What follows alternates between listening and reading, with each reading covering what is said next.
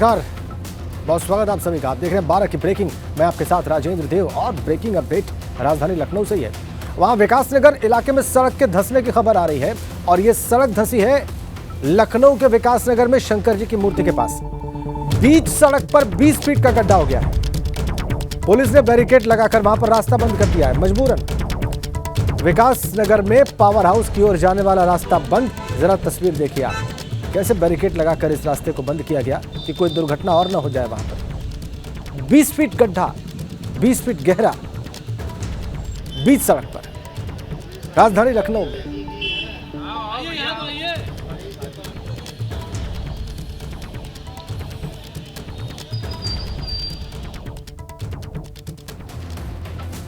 कैसे हो सकता है ये?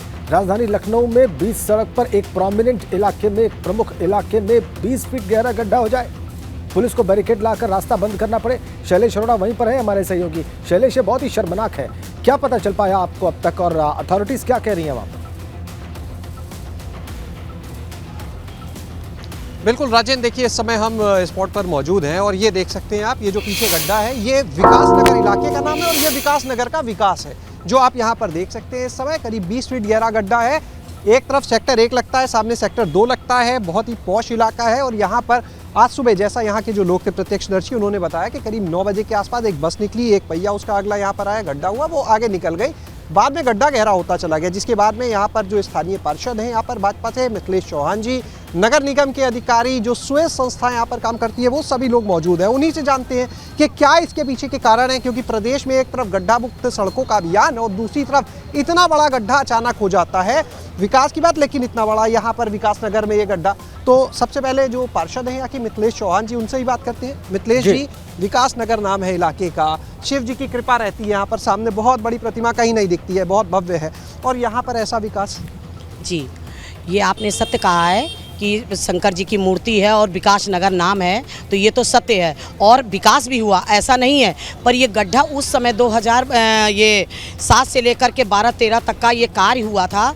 उस समय की ये ट्रैंक लाइन का काम है, उस समय का उनकी थोड़ी सी गलतियों के चक्कर में ये गड्ढा हो रहा है। और गड्ढा होने पे इसमें क्या हो रहा है कि उसमें गैस बन गई और उसी से ये बैठ गया। तो अब इसको हमारे सुएज इंडिया, नगर निगम, मैं स्वयं मौजूद हूँ। जैसे ही मुझे 8:45 बजे सूचना मिली, मैं पूरा अपने पूरी वार्ड के लोग, हम लोग सब मौके पे मौजूद, बैरिकेडिंग लगा दिया। हमारे जल संस्थान और सुएज इंडिया वाले सभी हमारे यहाँ पे भाई लोग मौजूद हैं और सब हम लोग ने यहाँ पे पूरी सुरक्षा से इसको देख रहे हैं। और इसको आपका कहना है कि जो सपा सरकार में काम हुआ उसकी देन है ये? जी बिल्कुल, उसी समय का, अगर ये थोड़ा सा उस समय के काम को थोड़ा सा विशेष तौर पे ध्यान ये देते। शैलेश, 2007 से 2012-13 की बात कर रही है पार्षद महोदय। उस वक्त जो है मायावती की सरकार थी, बहुजन समाज पार्टी की सरकार थी। अगर उस दौरान, उस कालखंड में यह कार्य हुआ है शैलेश? बिल्कुल, देखिए आपने बोला 2007 से 12 के आसपास की बात, 12-13 भी आपने बोला, तो 12 तक बात करते हैं बसपा थी, 13 से अगर हम बात करते हैं सपा थी उस समय, यानी बसपा सपा दोनों का घेर मिक्स, दोनों का मिक्स का समय का काम था। उसी समय का चीज़ ये बताइए कि कहीं पे भी गड्ढा, अगर इस तरह से सड़क बनती है, तो आपने गैस निकलने की बात की, गैस निकलने के लिए मेन होल होते हैं, तो इस सड़क पर मेन होल तो दिख ही नहीं रहे हैं। जो इसमें टैंक पाइप लाइन पड़ी है, उसमें बीच बीच इसमें दिया है पॉइंट का, तो उसमें गैस निकलने का इनको ऊपर तक का चैम्बर देना चाहिए था, वो इन्होंने नहीं दिया। इसी तरह मेरे वार्ड में एक पीएनबी पे, पावर हाउस पे, मैम ये कह रहे हैं यहाँ पर कि इस तरह के कुछ पॉइंट है, लेकिन सड़क बार बार बनती गई और वो उसमें दबते चले गए, ये कितना सत्य है? जी, ये तो सत्य है तो जी। सड़क तो फिर लगातार हर बार बनी होगी, यानी तो हर सरकार की खामी अब तक? नहीं, ऐसा नहीं है। हमारे भाजपा सरकार में अब की पहली बार हमारे यहाँ पीडब्ल्यूडी से ही बनी है और बहुत ही अच्छी सड़क बनी थी, ऐसा नहीं है, बढ़िया पेवर की बनी थी। पर ये मेन इसका टैंक लाइन का ही गैस का इशू है, जो कि ये इसमें गैस बन गई और एक पावर हाउस पे और एक पीएनबी पे 2 बार ऐसे हो चुका, तीसरा यहाँ। यानी कहीं और भी हो सकता है? तो बिल्कुल हो सकता है। जहाँ पे ये जो काम हुआ है उस समय के देखने के अनुसार, उस समय का ये काम बहुत ही अब क्या बताएं जब जी इतनी कमजोर है यहाँ पर मामला, तो बसों को निकलने की अनुमति क्यों? यहाँ से तो परिवहन निगम की बसें जाती है इसके अंदर से, सिटी बसें, तो उनको अनुमति क्यों दी जाती है? फिर जब आप जानते हैं कि यहाँ पर ऐसा माहौल है, क्यों नहीं ऐसा कोई प्रस्ताव कि यहाँ से बसें ना निकले? नहीं, ऐसा नहीं है कि इतनी सड़कें कमज़ोर हैं, सड़कें कमज़ोर नहीं है, पर वो जो टैंक लाइन पड़ी हुई है उसमें मेन पॉइंट ये दे दिया जाए। अभी से भी गली मत है, चलिए अब की तो पीडब्ल्यूडी से बन गया, मेन पॉइंट लाइन दे दिया जाएगा तो गैस अगर नहीं बनेगी तो ऐसे गड्ढे। समय से क्यों नहीं दिया गया? आप तो 17 के बाद से आप लोग हैं, क्यों नहीं दिया गया? जी तो नहीं, अब हम लोगों को अब मालूम पड़ा है ना, ये जब पीएनबी पे ये हुआ है गड्ढा, तब हम लोगों ने जाना ये पॉइंट हुआ था पीएनबी। ये अभी मुश्किल से 6 महीने पहले की बात है। 6 महीने में दूसरा इतना बड़ा? जी, ये दूसरा, ये बता तो रहे, गैस जो ना बन रही है उसकी वजह से ये ऐसा हो रहा है। यानी साफ समझ सकते हैं जिस जगह हम खड़े हैं ये सड़क भी धंस सकती है अगर ज्यादा लोड। बिल्कुल शैलेश, ये खतरा तो बना हुआ है वहाँ पर। आपकी बात से और उनके जवाब से साफ जाहिर है। शिल्पी सिंह जी वो मौजूद हैं। जी शैलेश जी। शिल्पी जी ये बताइए, आप लोग नगर निगम से हैं, बनाएंगे अब आगे, तो किस तरह से ये काम होगा? कब तक लोग जो है इस से तो ये पीडब्ल्यूडी की रोड है, उन्हीं के द्वारा बनाई गई है और मेंटेनेंस भी उन्हीं के द्वारा किया जाता है और उनके द्वारा ही किया जाएगा। हम लोगों को जो सपोर्ट हो पाएगा वो हम करेंगे, जैसे मलबा डालना, मिट्टी डालना, ये हम जो सपोर्ट हो पाएगा वो हम लोग पूरा करेंगे। पीडब्ल्यूडी को सूचना दे दी आप लोगों ने? हाँ जी, दे दी गई है जी। उनके कितना समय लग जाएगा इन सब? समय तो अब हफ्ते 2 हफ्ते तो लगेगा, क्योंकि कोशिश की जाएगी कि अच्छा काम हो, ड्यूरेबल हो और अच्छा हो। अच्छा, आगे ना हो मिथिलेश जी ऐसा कुछ, इसके लिए आप क्या करेंगे? ये तो आज का ये हादसा बच गया, अगर कहीं बस जिस समय थी वो पहिए में अगर गिर जाती बस तो सोचिए क्या होता, कोई कार चली जाती तो जान जा सकती थी किसी की। आगे ना हो क्या करेंगे? इसी के लिए मैंने वहाँ पे भी पॉइंट बनवा दिया है, पीएनबी पे पॉइंट बना के स्वेज इंडिया वालों को बुला करके मैंने पॉइंट बनवा के चैम्बर बनवा दिया है। अब वो कभी भी ऐसा होगा तो ये चैम्बर, इसको पाइप डाल करके ऊपर तक लाना चाहिए था, अब ये नीचे है, तो इसके लिए अब मुझे पीडब्ल्यूडी से इसके लिए मुझे बैठ करके इनको मीटिंग करनी पड़ेगी। कितना बड़ा इलाका है? चलिए बिल्कुल शैलेश, इनको मीटिंग करनी पड़ेगी और ये मीटिंग करनी चाहिए थी शैलेश। अभी तक 6 महीने पहले एक दुर्घटना हो चुकी है शैलेश, और ये कह रही है कि पॉइंट्स नहीं बनाए गए हैं और उसकी वजह से जो गैस रिलीज हो रही है उसकी वजह से दुर्घटनाएं हो रही हैं। आपने बिल्कुल ठीक कहा कि इसकी संभावना, इसकी आशंका तो आगे भी बनी हुई है। इस 6 महीने में भी इस पर बात हो जानी चाहिए थी शैलेश, ये बिल्कुल साफ है। और इनकी बात से ही, पार्षद महोदया की बात से ही साफ जाहिर है कि उस पर अब तक बात हो जानी चाहिए थी और इसका निदान कर लिया जाना चाहिए था। बहुत शुक्रिया आपका शैलेश, इन दृश्यों के लिए, इस खबर के लिए और इस बातचीत के लिए। आइए आगे बढ़ते हैं और बात करते हैं उत्तर प्रदेश में 3 सीटों पर हो रहे उपचुनाव।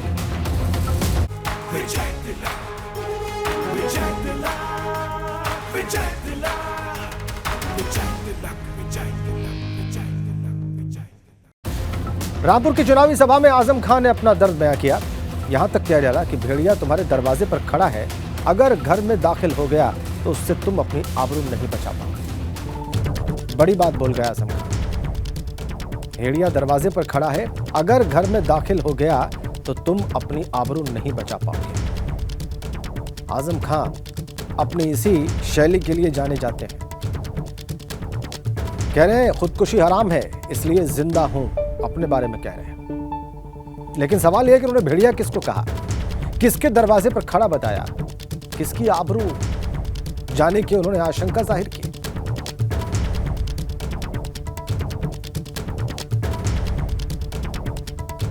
मेरा दिल फट जाएगा अगर तुमने बेवफाई की तो। आप मेरे साथ धोखा मत करना, मेरे पास बहुत वक्त है भी नहीं। मत करना धोखा मेरे साथ। और जान लो अच्छी तरह जान लो, भेड़िया तुम्हारे दरवाजे पे खड़ा है, अगर वो तुम्हारे घर के अंदर दाखिल हो गया अपनी आबरूओं की हिफाजत नहीं कर सकोगे। बोलते बोलते भावुक भी हो गए आजम खान। उन्होंने और जो कुछ कहा आपको पॉइंट्स वाइज बताते हैं, बिंदुवार आपको बताने की कोशिश करते हैं कि आजम खान क्या क्या रहे थे। रामपुर में चुनाव के दौरान, उपचुनाव के दौरान भावुक हो गए आजम खान और प्रचार करते करते उनकी आंखों से आंसू निकल गए। बोले खुदकुशी हराम है इसलिए जिंदा हूं। आगे कहते हैं आजम खान कि आसमान से जमीन पर आ गया, एक एक आंसू का हिसाब नहीं दे सकते आप। आजम खान के बोल हैं। आगे कहते हैं आपके दरवाजे पर भेड़िया खड़ा है, आखिर मेरी मुस्कान और सांसें क्यों छीन ली। ये भी बयान है आजम खां का। जनता से बोले, क्या खता थी, हमारा गुनाह बताओ। आजम खां, क्या खता थी, हमारा गुनाह बताओ। आखिर सरकार दुश्मन क्यों हुई? ये आजम खां के बोल हैं रामपुर में उपचुनाव में प्रचार के दौरान। हमने कुछ अंश उनके बयान का आपको दिखाया और जो कुछ कहा आपको दिखाते हैं। इतनी जल्दी है मेरी बर्बादी की, क्यों आखिर?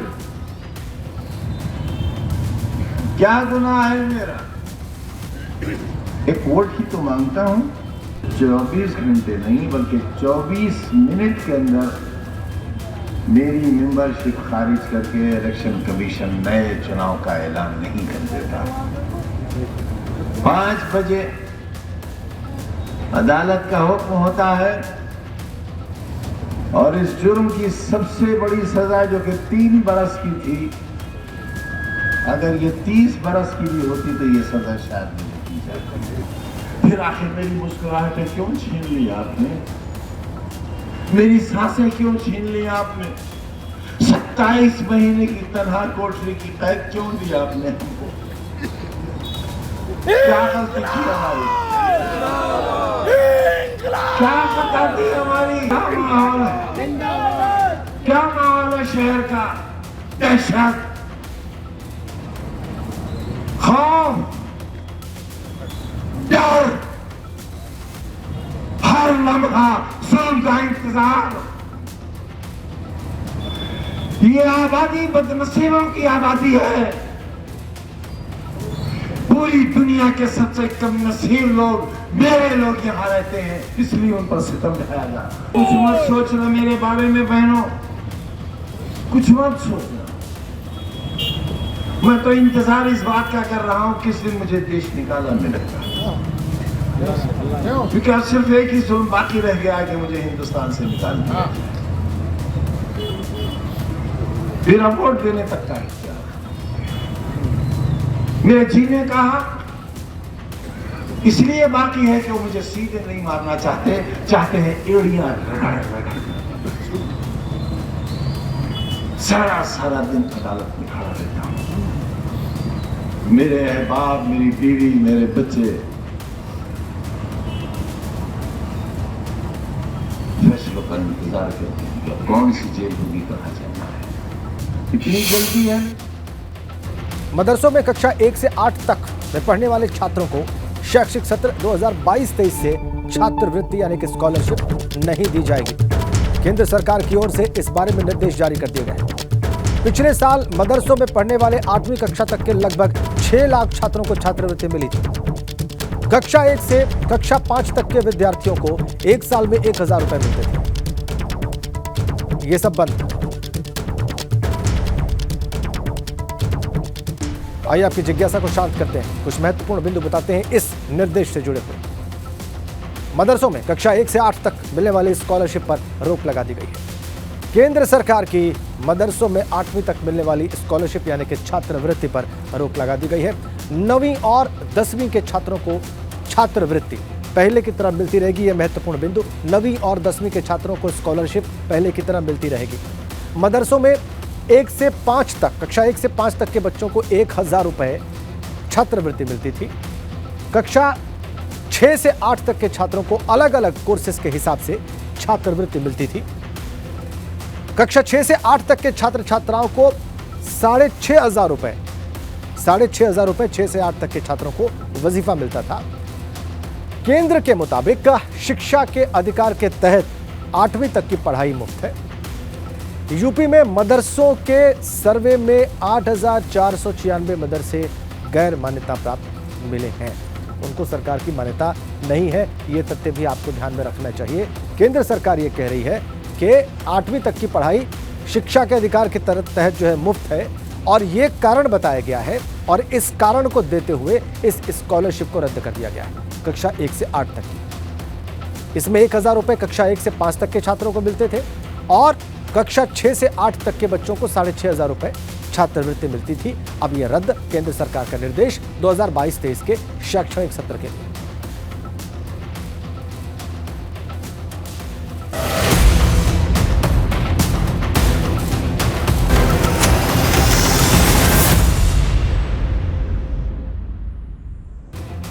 आगे बढ़ते हैं, चुनाव की बात करते हैं। भारतीय जनता पार्टी के निकाय चुनाव को लेकर तैयारियां तेज हो गई हैं।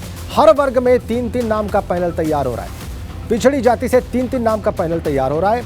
अनुसूचित जाति से भी ऐसे ही 3-3 नामों का पैनल तैयार किया जा रहा है। नगर निगम, नगर पालिका परिषद और नगर पंचायतों के लिए पैनल बनाए जा रहे हैं। भाजपा प्रत्याशियों के नाम का पैनल तैयार हो रहा है। आरक्षण जारी होते ही पैनल से प्रत्याशियों का नाम फाइनल हो जाएगा।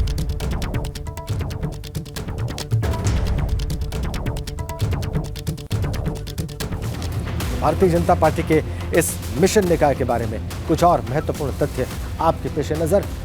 भाजपा के निकाय चुनाव को लेकर तैयारियां तेज हो गई हैं, इस बात से ऐसा जान पड़ता है। हर वर्ग में, हर कैटेगरी में 3-3 नामों का एक पैनल तैयार हो रहा है। पिछड़ी जाति से 3-3 नामों का पैनल तैयार हो रहा है। ऐसे ही अनुसूचित जाति से भी 3-3 नामों का पैनल तैयार किया जा रहा है। पिछड़ी जाति से, अनुसूचित जाति से 3-3 नामों का पैनल तैयार हो रहा है। और आपको बताएं कि नगर निगम, नगर पालिका परिषद और नगर पंचायतों के लिए ये पैनल तैयार किए जा रहे हैं। भाजपा प्रत्याशियों के नाम का पैनल तैयार हो रहा है। जैसे ही आरक्षण जारी हो जाएगा, आरक्षण की योजना सामने आ जाएगी, पैनल से प्रत्याशियों का नाम भी पार्टी फाइनल कर देगी। ये है मिशन निकाय भारतीय जनता पार्टी का। निकाय चुनाव को लेकर भारतीय जनता पार्टी की तैयारी। काउंटडाउन शुरू है निकाय चुनाव का और भारतीय जनता पार्टी के प्रदेश अध्यक्ष भूपेंद्र चौधरी और उनके प्रदेश संगठन मंत्री धर्मपाल सैनी के लिए ये बड़ी परीक्षा होगी।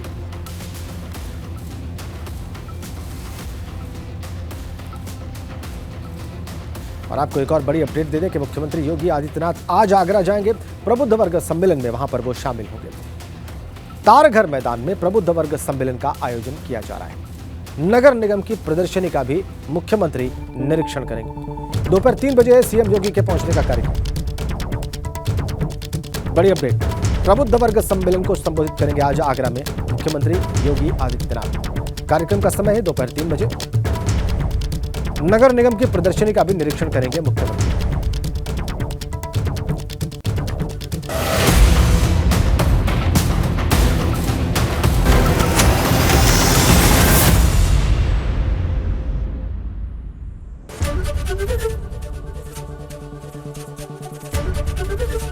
एबीपी गंगा, खबर आपकी, जुबान आपकी।